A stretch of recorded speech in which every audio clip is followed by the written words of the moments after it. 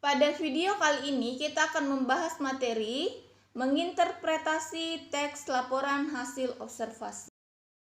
Laporan teks hasil observasi. Teks laporan hasil observasi adalah suatu teks yang berfungsi untuk menjelaskan informasi tentang suatu objek yang telah diamati. Tahukah Anda apa tujuan membuat teks laporan observasi? Ada dua tujuannya.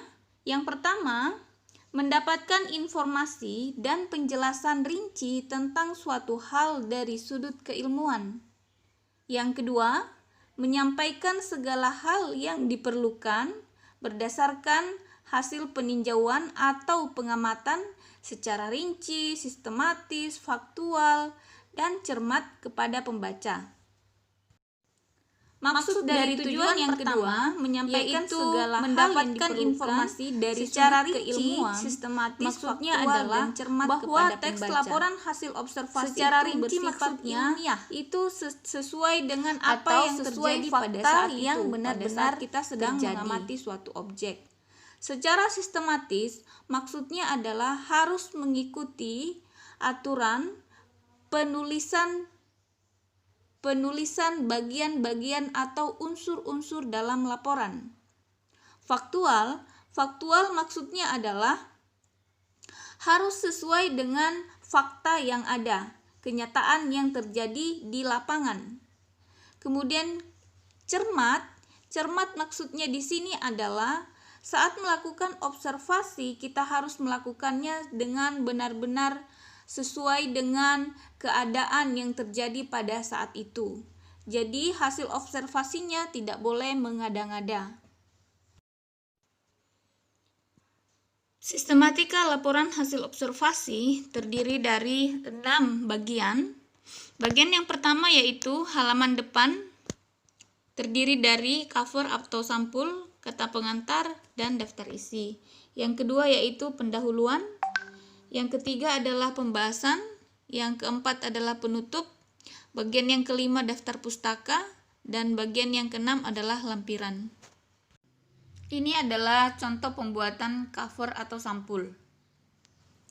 Penulisan judulnya harus menggunakan huruf kapital semua dan ditulis dengan bentuk segitiga terbalik, seperti itu. Setelah judul, kemudian pembuatnya atau yang menyusun laporan tersebut. Setelah pembuat atau penyusun, kemudian logo instansi atau lembaga. Kemudian yang selanjutnya yaitu tahun pembuatan.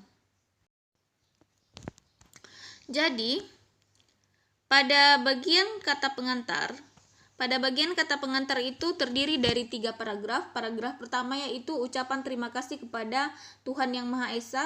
Paragraf kedua yaitu ucapan terima kasih kepada pihak yang membantu. Dan paragraf yang ketiga yaitu kritik dan saran yang diperlukan oleh penulis. Pada bagian daftar isi ini kalian buatnya di bagian terakhir, yaitu setelah laporan kalian selesai. Kenapa? Karena penulisan daftar isi harus disesuaikan dengan halaman yang kalian buat pada isi laporan tersebut.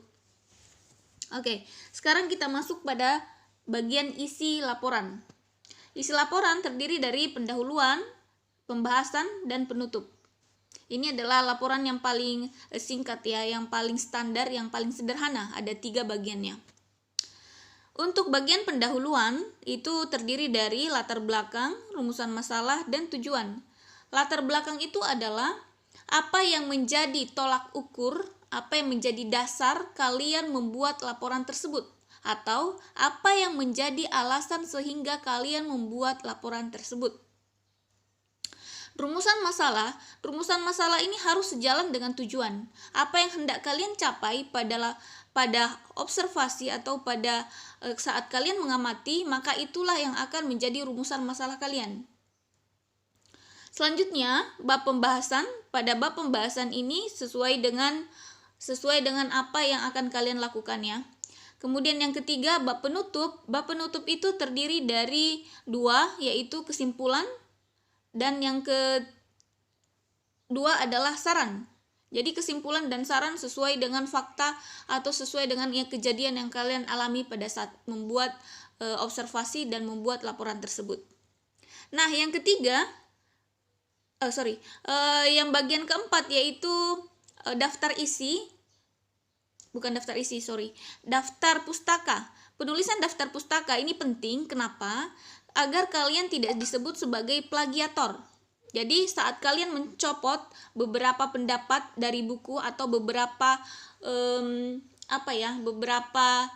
kalimat dari buku, misalnya kalian mengambil pengertian observasi misalnya dari buku Bahasa Indonesia karangan siapa itu?